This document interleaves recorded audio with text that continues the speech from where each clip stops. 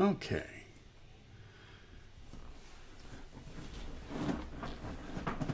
Go ahead and wait a couple of minutes for people to join in, and you know, once you get in, go ahead and say hello in chat, and we can get the ball rolling. Gotta turn off the Discord alerts that I'm getting for the moment.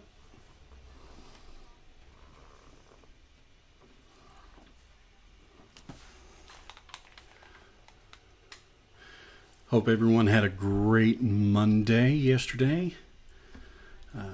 Mine was uneventful.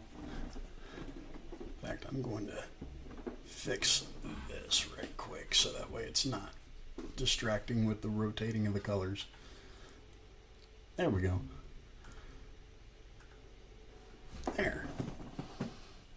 Now I look human. But yeah, I hope everyone had a great Monday. I know Mondays aren't always fun. Since they start off the work week for a lot of people. Let's see if I can turn my mic volume down right quick so that way I'm not blowing y'all's ears off. Hello, hello.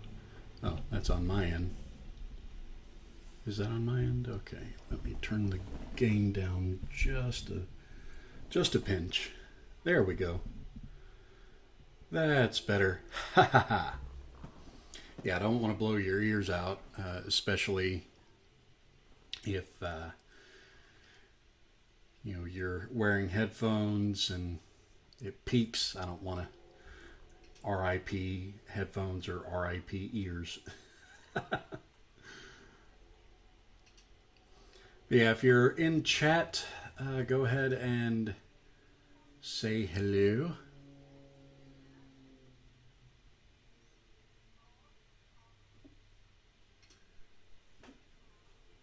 Try a different resolution so that way we don't have a lot of droppage.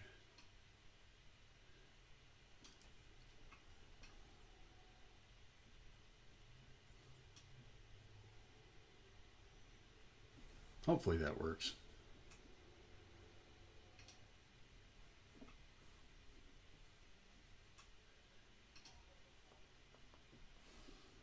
Anyway,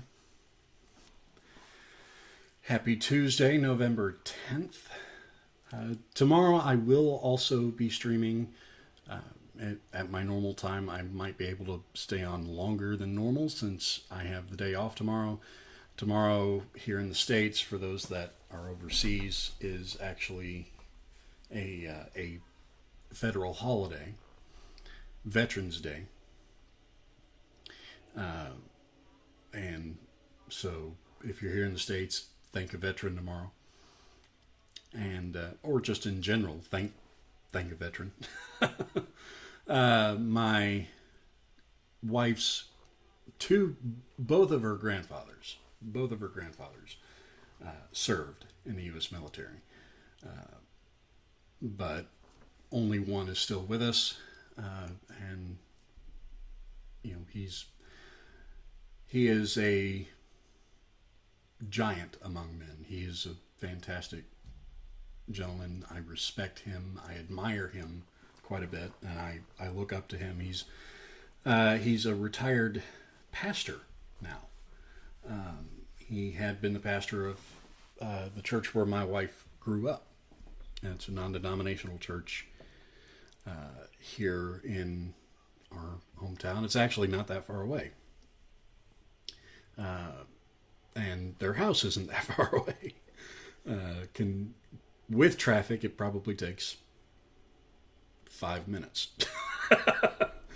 And there's not a lot of traffic getting there usually. So, but yeah, he served, and he also is a retired pastor.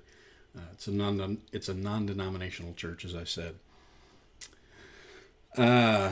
So I will definitely be reaching out to him tomorrow and wishing him a happy Veterans Day. He just turned 80 this year. And yeah, we'll probably, my wife and I will probably go see them this weekend. So,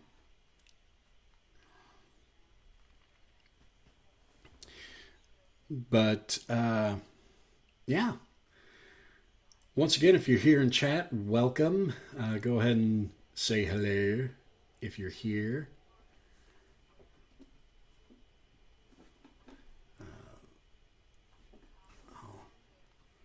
In fact, I'm going to let people know, hey, I'm live.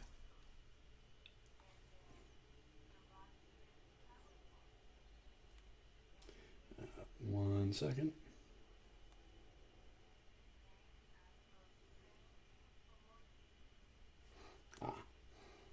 Got a message from Ninja saying he probably won't be here today. You are missed, Ninja.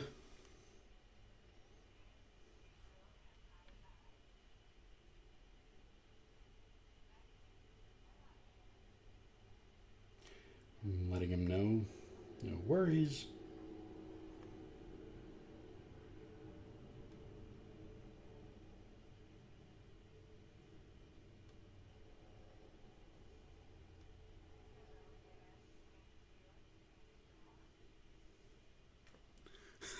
Sorry, I don't like doing this, especially when I'm the only one on cameras.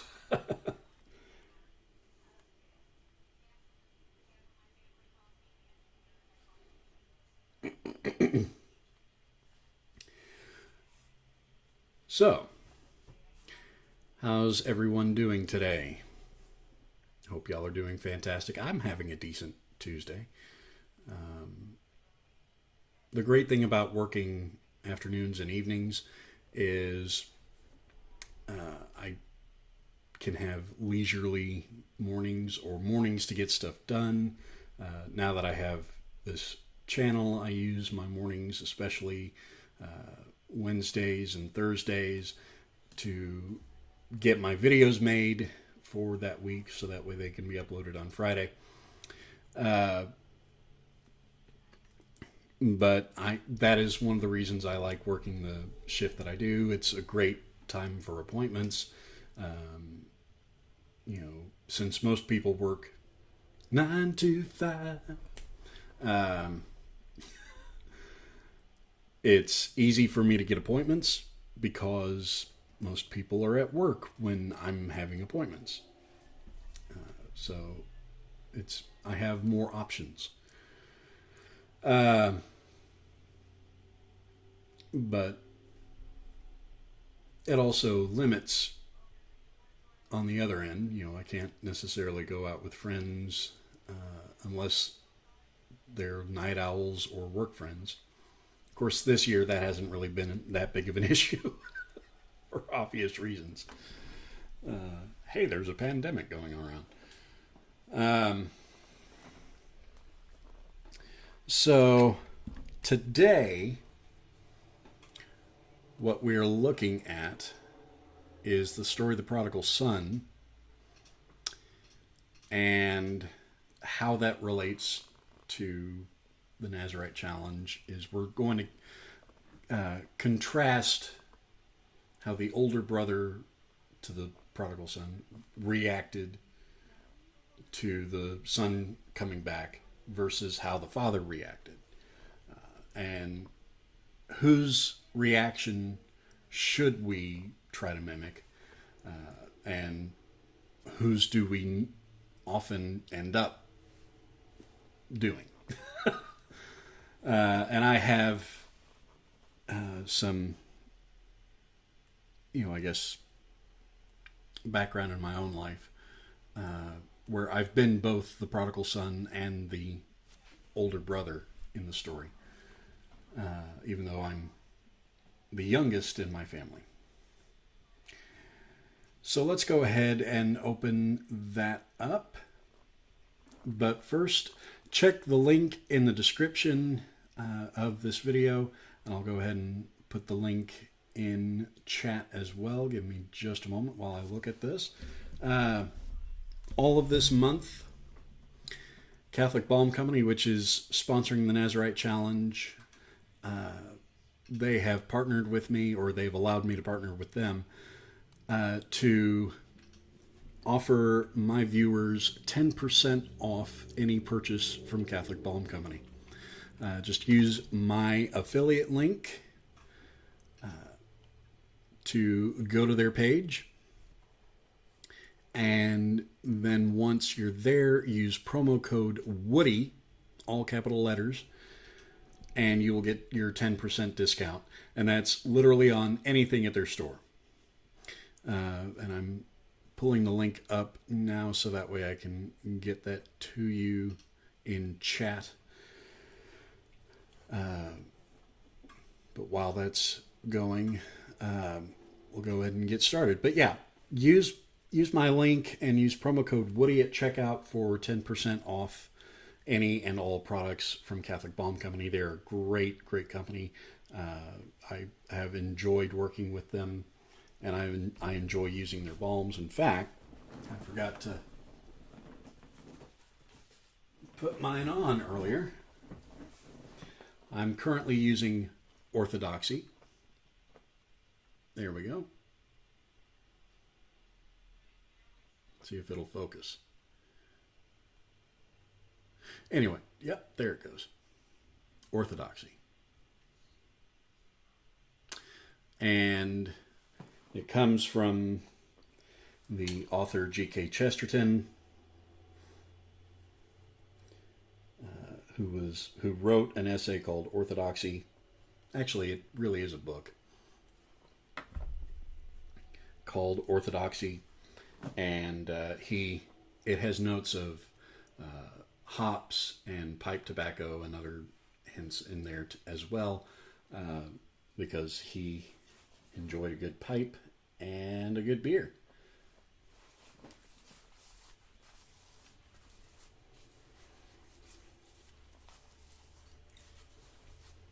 There we go. I am all balmed up.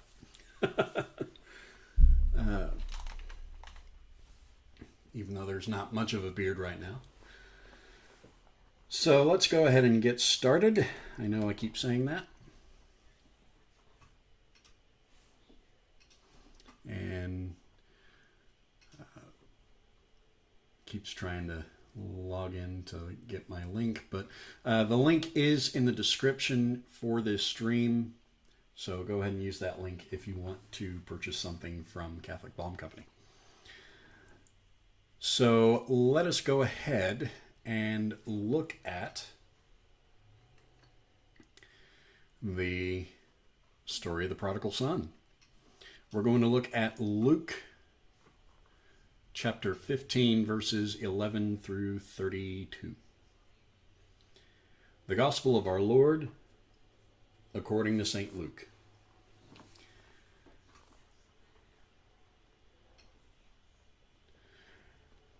And he said, a certain man had 2 sons, and the younger of them said to the father, Father, give me the portion of your estate, which would go to me.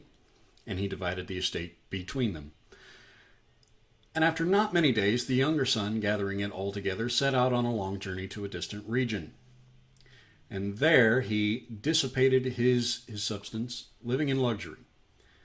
After he had consumed it all, a great famine occurred in that region, and he began to be in need.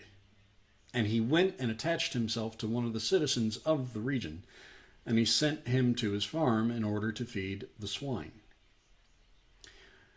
And he wanted to fill his belly with the scraps that the swine ate, but no one would give it to him. And returning to his senses, he said, How many hired hands in my father's house have abundant bread, while I perish here in famine? I shall rise up and go to my father, and I will say to him, Father, I have sinned against heaven and before you. I am not worthy to be called your son. Make me one of your hired hands. And rising up, he went to his father. But while he was still at a distance, his father saw him, and he was moved with compassion. And running to him, he fell upon his neck and kissed him. And his son said to him, Father, I have sinned against heaven and before you. I am not worthy to be called your son. But the father said to his servants, Quickly, bring out the best robe and clothe him with it, and put a ring on his hand and shoes on his feet, and bring the fatted calf here and kill it, and let us eat and hold a feast. For this son of mine was dead, and he has revived. He was lost and is found. And they began to feast. But his elder son was in the field, and when he returned and drew near to the house, he heard music and dancing. And he called one of the servants, and he questioned him as to what these things meant. And he said to him, "Your brother has returned, and your father has killed the fatted calf, because he has received him safely." Then he became indignant, and he was unwilling to enter. Therefore his father, going out, began to plead with him. And in response he said to his father, "Behold, I have been serving you for so many years, and I have never transgressed your commandment. And yet you never have given me even a young goat, so that I might feast with my friends. Yet after this son of yours returned, who has devoured his substance with loose women, you have killed the fatted calf for him." But he said to him, "Son, you were with me always, and all that I have is yours. But it was necessary to feast and to rejoice, for this brother of yours was dead and has revived. He was lost and is found." The Gospel of the Lord. That is the only reading we are going to do today, because it ties in directly to what we're talking about.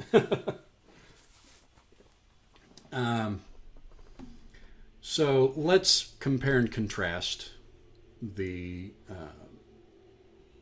relationship there.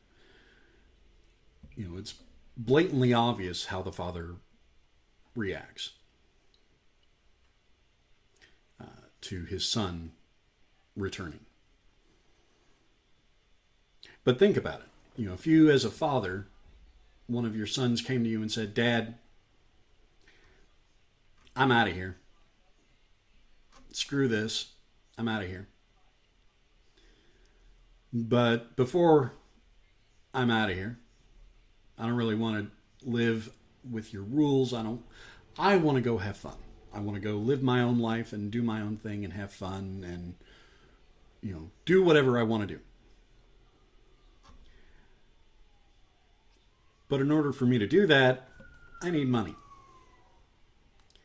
And I know you're going to leave me some money when you pass away anyway, so why don't you go ahead and give it to me now? And then you'll never have to worry about me again. You'll never see me. I'll be off doing my own thing, whatever. I'm tired of living here." Let's say you as a father, you're hurt, obviously. Obviously you're hurt. But you respect your son and say, "Okay." And you gather his portion of the inheritance together and you give it to him. You give him whatever the percentage that he would get. And he goes off and he lives the life of luxury, squanders his inheritance, and ends up basically in poverty, begging on the street, gets a job as a day laborer at a farm, feeding pigs. Definitely not a livable wage. He's so hungry that he wants to eat the food that he's feeding the pigs, but his bosses won't let him. Like, no, you can't eat that. But they don't feed him. They don't pay him enough for him to feed himself. So he survives on scraps.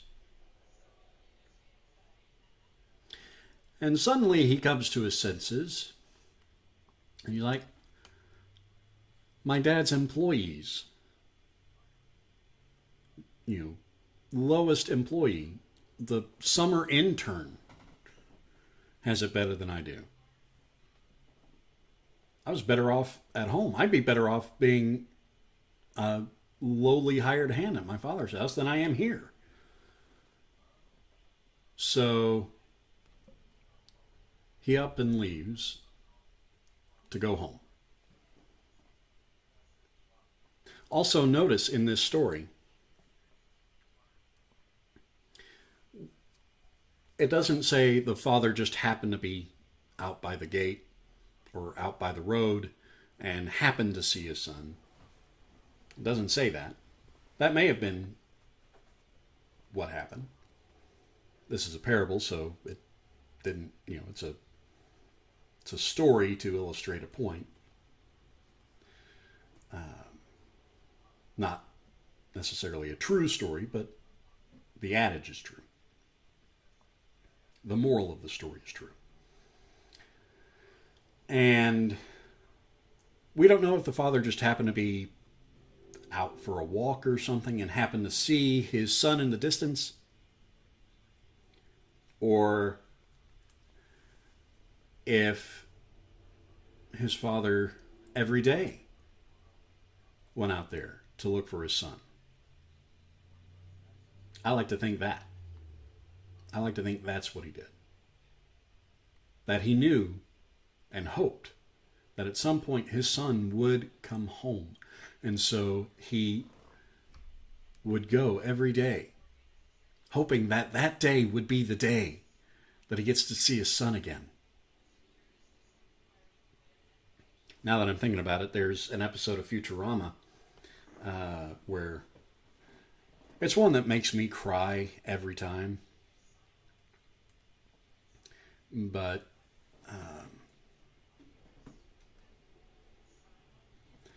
Fry's dog.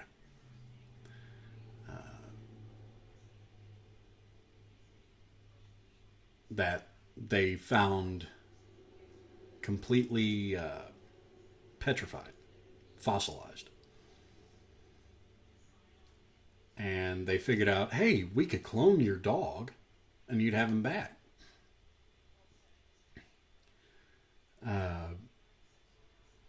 But they realized his dog died 13 years after Fry had disappeared from the year 2000. And so Fry says, no, let's not clone him. He obviously lived a rich, full life after me. And I'd like for him to stay at that,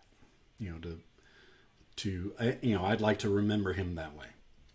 Cut to the end of the episode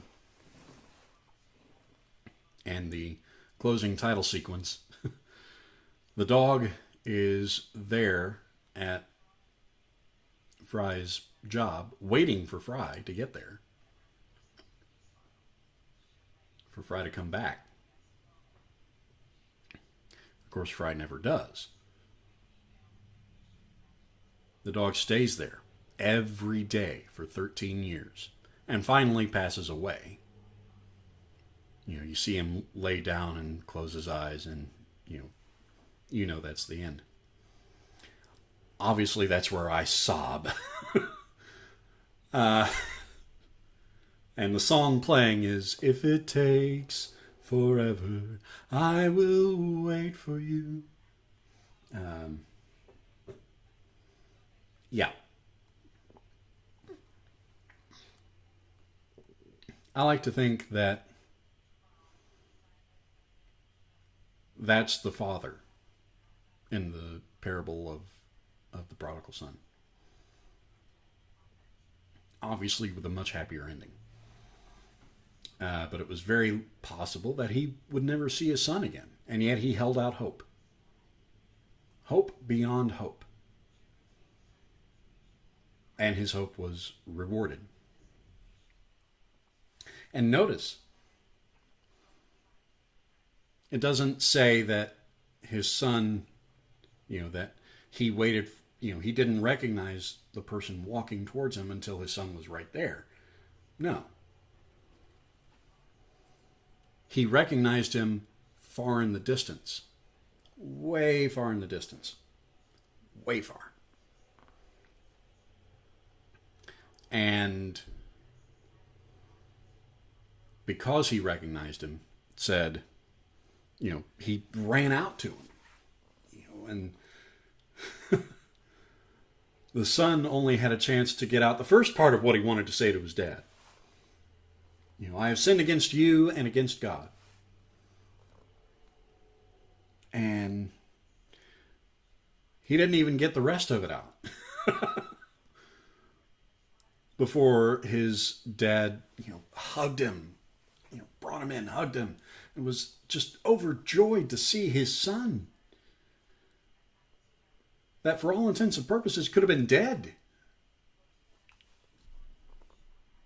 I like that. and then you see the older brother, entitled jerk of an older brother. He sees the party that they're having for his brother, who's returned, and he gets incensed. He's offended. He's upset. He's like, why are they throwing a party for that loser? He left. He abandoned us. He abandoned his father.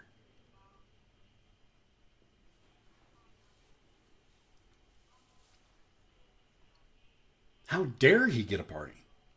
I've stayed here. I've done the work. I've been working my tail off, devoting myself to my father day in, day out, doing the work that I needed to do. And never once have I gotten a party. Never once has he celebrated me.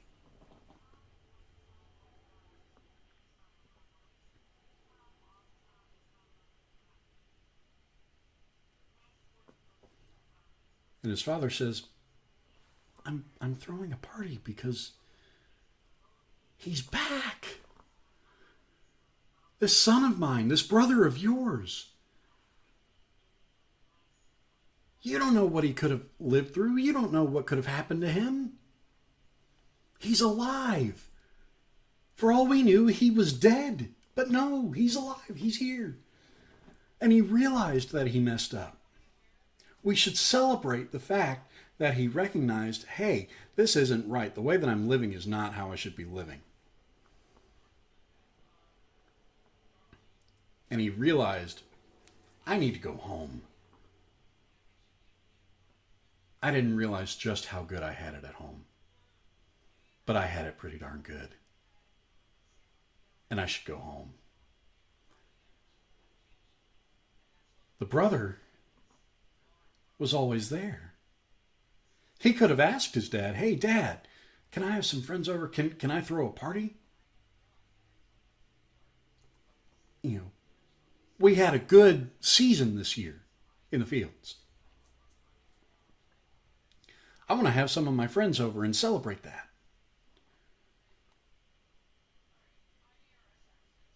From what we see of the father, he would have said, absolutely, son, go for it.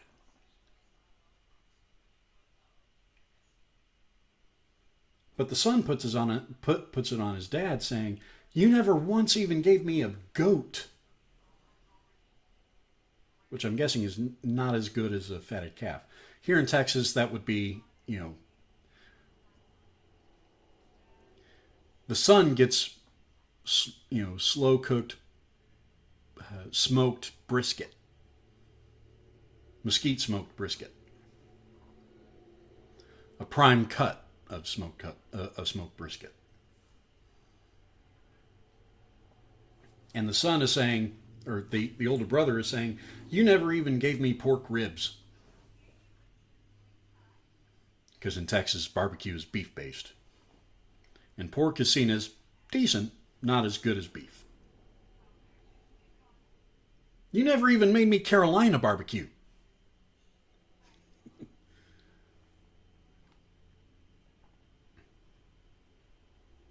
And the dad saying, all you had to do was ask. You were here. Everything that I have was yours. But your son, or your brother, was gone. We thought he was dead. Turns out he's not. We'll deal with how he lived his life later. Let's celebrate the fact that he is alive and here with us now.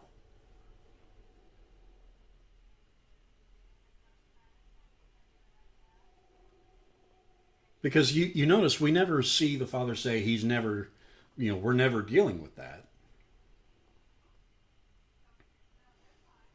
But for the moment, but what we do see is them celebrating for the moment that this son that was gone is now back.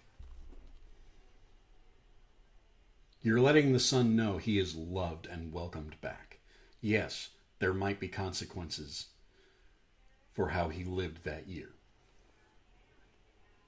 But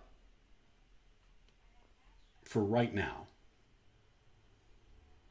we're just happy you're alive. Now, to relate it to my own life, because I have that kind of an ego,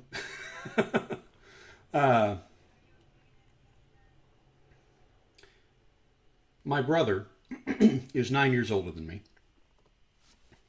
And, growing up, I've mentioned this on my channel before, I'm on the autism spectrum. I have a black and white view of things. And sometimes it's a very skewed black and white view of things. Based on my own interpretation and filters. But my brother was the rebellious teenager. And like any normal teenager. And then went to college. And basically frittered away his first year at college. Practically flunked out. And he came home and him and my parents were constantly butting heads, constantly arguing. And me, being a young kid, sees this and, since I'm very much the, rule follower, love rules, and I still, I haven't hit that rebellious point that a lot of teenagers hit, where their parents are no longer the smartest people in the world. I still held my parents in high regard, and I still do currently.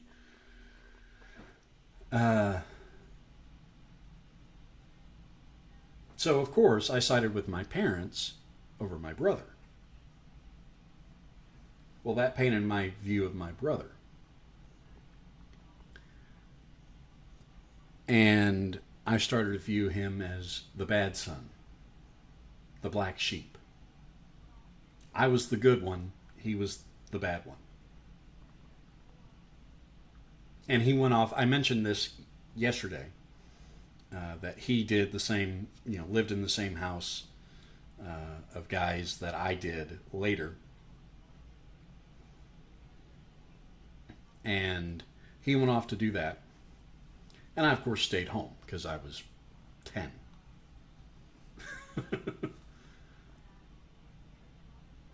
I still love my brother. And we actually went to see him in D.C. The first time I ever went to D.C. was to go see my brother.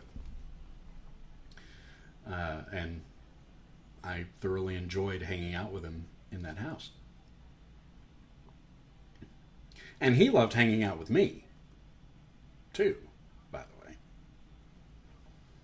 But still, for a long time, I had this view of he was the black sheep. He was the prodigal son. He had run away. He had screwed up. And I was the older brother in the prodigal son story. I stayed. I followed the rules. I did what I was supposed to do. Why wasn't I celebrated? By the way, I was celebrated often. by my parents, by my sister, by my brother, and my sister's husband, and my brother's wife. They all celebrated and cherished me.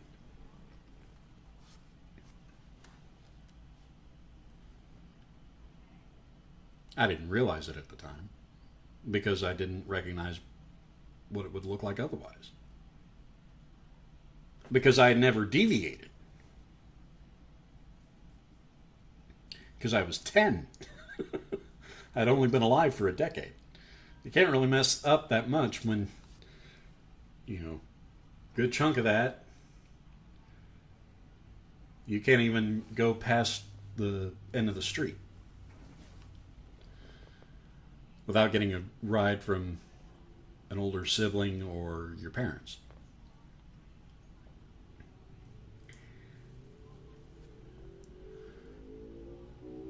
So, yeah, I was the older brother. And when he came back, I was happy to see him. I was thrilled to see him back. I do remember when he came home after living in that house. His first time back. I didn't realize he was going to be at the house, and there he was sitting on the couch. And he had facial hair for the first time I had seen him with facial hair. I'd never seen him with facial hair. And I ran up to him and hugged him, and I was like, Greg, you're home.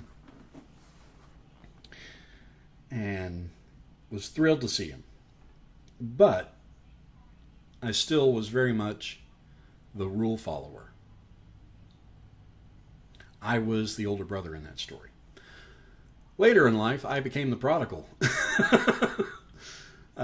Pretty much my 20s was that.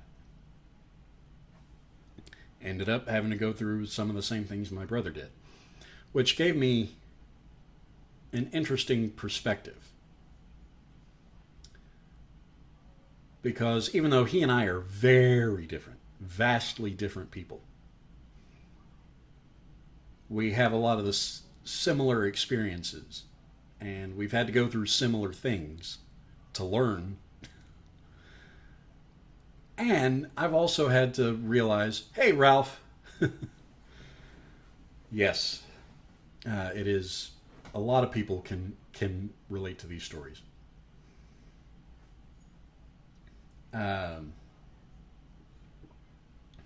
But I've had to go through a lot of those things too, and learned quickly that, maybe my perspective at the time was skewed.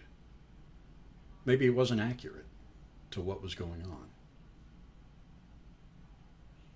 I took what I saw at face value and interpreted it that way as, well, my brother is constantly fighting with my parents, and my parents know best for us, so obviously he's the bad kid, and I'm the good kid.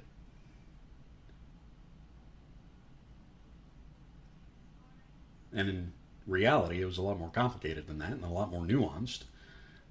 And I had to fall flat on my face and screw up myself to realize that. In very different ways, yet very similar ways. The catalysts for my screw-ups were very different than his. Pretty much every misstep I've taken and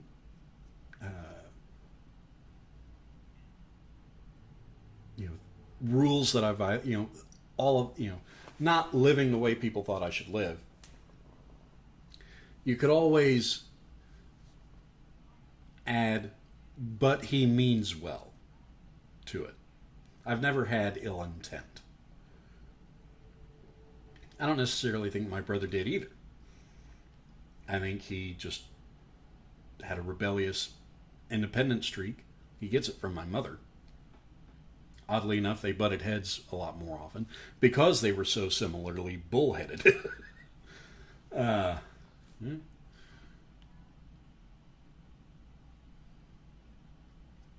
Interestingly, my mom and I are the two that butted heads the most often. Because she's so vocal, and she also was that protective of me, that when I started to buck against that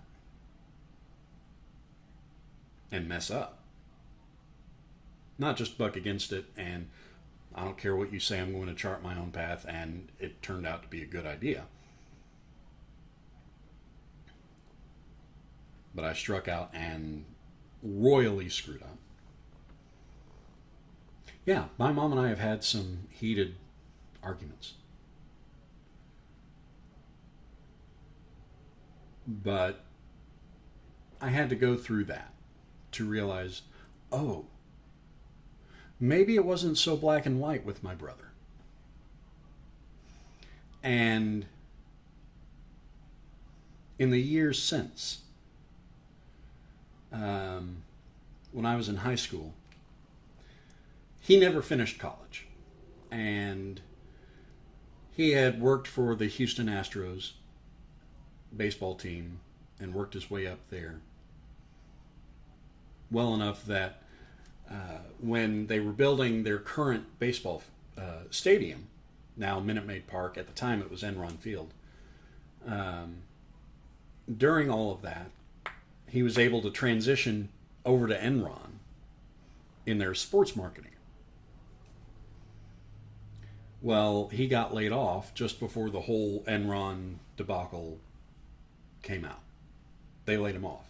At the time, when it happened, it was a struggle. Looking back, it was a blessing because he was able to avoid being part of the stigma that was Enron after. And he never finished college. And this was around the time that the NFL team, the Houston Texans, were starting to put their organization together. And he had a job interview. And he was worried. He was worried that he wasn't going to get it. He was worried he wasn't, immediately after being laid off, he was worried that he wasn't going to get a job because he hadn't finished college. And he was married now, so he had to, had to be able to provide. And he and I talked on the phone one day. And I told him, yeah, you didn't finish college. But your work ethic and your devotion to your work ever since speaks for itself. And that's what will matter. He had a job with the Texans within 6 months. Less than that. Far less than that. And it was a good job. And he has worked his way up to now he's in a very high level within the Houston Texans.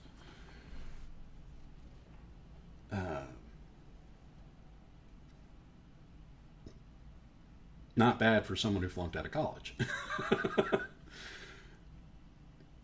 and yeah, that success I celebrate, but I also see how good of a husband and father he is.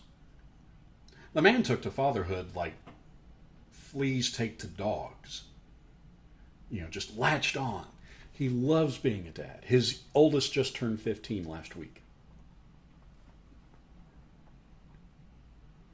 His youngest will be 12 in March. He's a fantastic father.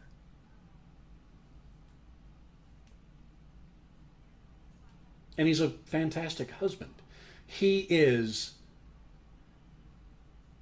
very much a man that I look to and say, okay, if I emulate him, I'm doing all right. Of course, in a lot of ways, he's emulating our father, who I also hold in high regard and say, if I'm doing half as well as he is at being a dad and being a husband, I'm golden. My brother is more than half of the father and husband that my dad is. And he and I have butted heads,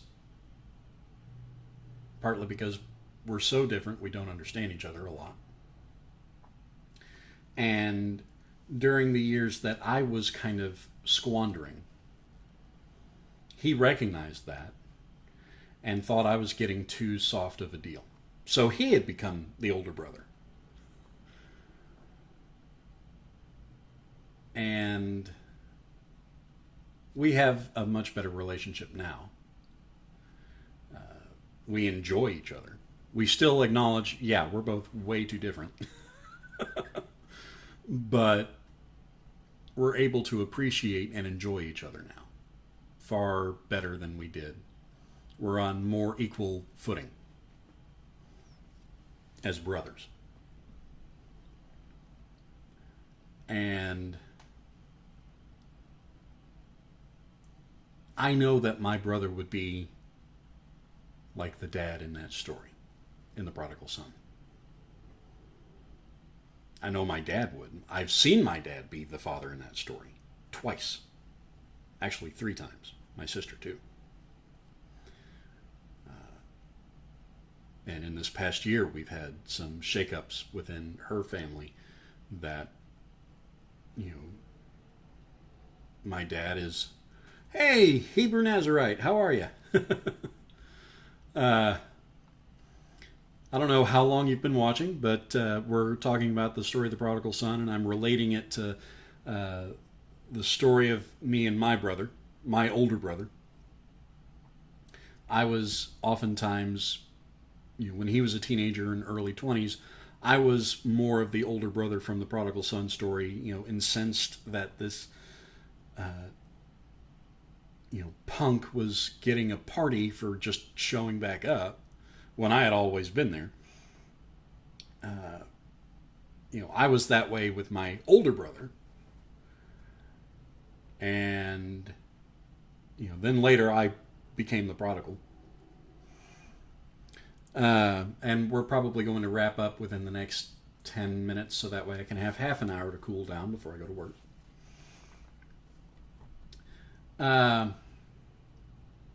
Awesome. Well, don't forget to check the rest of the stream after.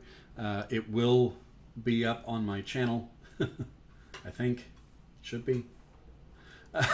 If not. But we're talking about, we're contrasting the reaction of the father and the prodigal son versus the older brother. And we're kind of wrapping that up. But anyway, all that to say, I love seeing how my brother is now. I've seen my dad be the father in the Prodigal Son story 3 times. Well, more than that, but I've seen him be that way with all 3 of us, his kids. My sister this year went through a situation that required her to rely on my parents more than she has in years past. Not anything that she did, just, life happens. And we've all rallied around her and, expressed love and support. But I have seen my father be the father in the Prodigal Son story with my brother and with myself. And I am so grateful that he was that way with my brother, because it meant he was going to be that way with me. I mean, hate to bring my ego into it and relate it to me, but yeah, I would hope that I would be the father in that story. I know I've been the older brother, and I know I've been the prodigal. But all of that said, I don't really have anything else to add to that. Feel free to let me know your thoughts in the comments if you're watching this later, or put it in chat. Your view of the father versus the older brother. And if you want to read up on it, look at Luke, the book of Luke, chapter 15, verses 11 through 32. And I would love to see y'all's thoughts. Also, I'll put a link to my channel's Facebook group right quick. So if you want to join me there as well, you are more than welcome to do so. I would love to have these discussions there as well.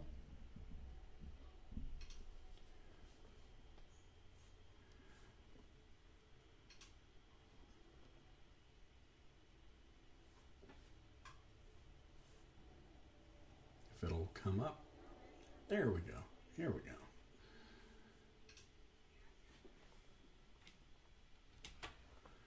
And I'll put it in chat here. That is my Facebook group. I'm probably going to rename it at some point. Because the whole forest thing, that kind of fell flat. So I'm more of a, I'm in the loft. So I may change the name of that. But that is my Facebook group.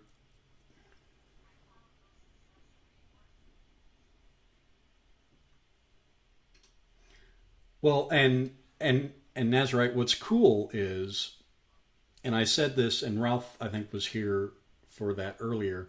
I had said that we don't see,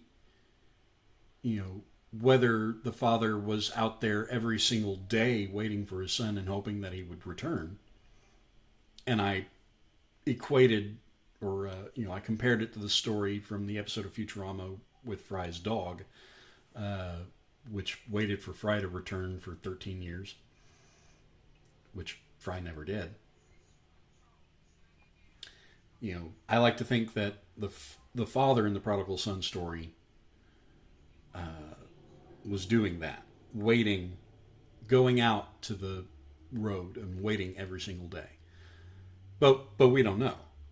It could have been he was just out checking the gate or something and happened to see this figure walking towards him. But we also notice that he recognized his son even when his son was way off in the distance. Awesome, Ralph. Yeah, his son was way off in the distance. And the father still recognized him and ran to him. Didn't wait for the son to get there. Ran to the son. And hugged him. Didn't even let the son get everything out he wanted to say. All this, his son was going to say, Father, I have sinned against you and against God. I am not worthy to be called your son. Take me on as one of your hired hands. He didn't even let his son get to, I am not worthy to be called your son, before hugging him and saying, bring the finest coat, and here's my ring, and get the fatted calf. Here in Texas, it would be, slow cooked mesquite smoked brisket. The best cut of brisket. So clearly his father recognized him way off. And that's how God is with us. And that's what Christ was meaning when he told that story. We all are the prodigal son, and we all are the older brother as well, especially those of us who have grown up in church, and we see other people who didn't, and they come to faith, and they get celebrated more than we do, and we're like, wait, we've been here.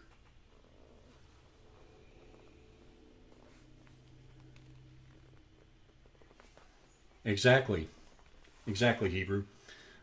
It merits celebration. And the brother was there the whole time. He could have asked his dad, hey, Dad, I want to have some friends over and have a party. And his dad would have been like, sure, go ahead. But the brother was upset that his father had never said, hey, son, I want to celebrate you. Why celebrate your son doing what he was supposed to be doing when he's always done what he was supposed to? Also, does that mean that the older brother was only doing what he was supposed to do to get recognition from his father? And not because he just wanted to do the right thing? So, I've been both. And if I ever have children of my own, I'm sure I'll be the father in that story. I feel like every father has to go through this. And I would hope that I'm as merciful and forgiving and welcoming back as my father has been, and as God the Father is, and as the father in that story is. I hope that I am that type of person. I strive to be. So that is all that I have for today. So let's go ahead, those of us who are people of prayer, go ahead and wrap up today with the Nazarite challenge prayer that we've been doing all this month.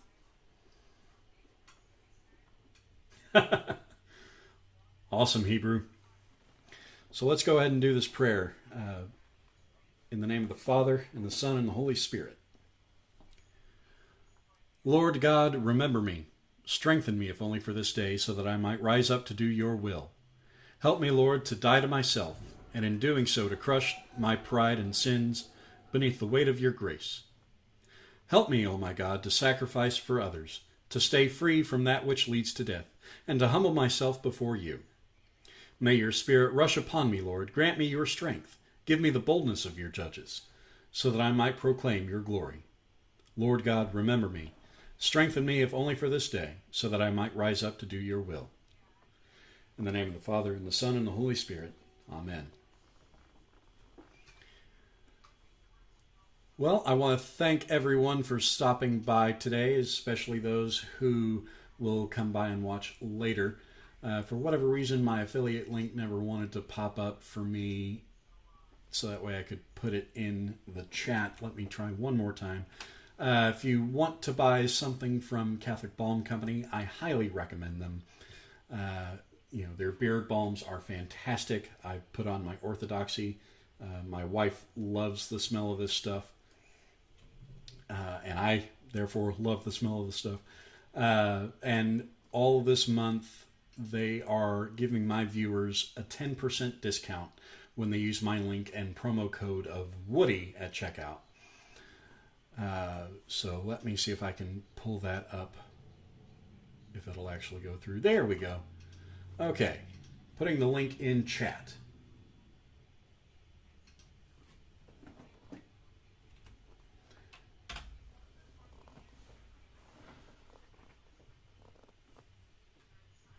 So check them out. All the proceeds go to help fund their ministries, one of which is the Nazarite Challenge. They don't make a profit.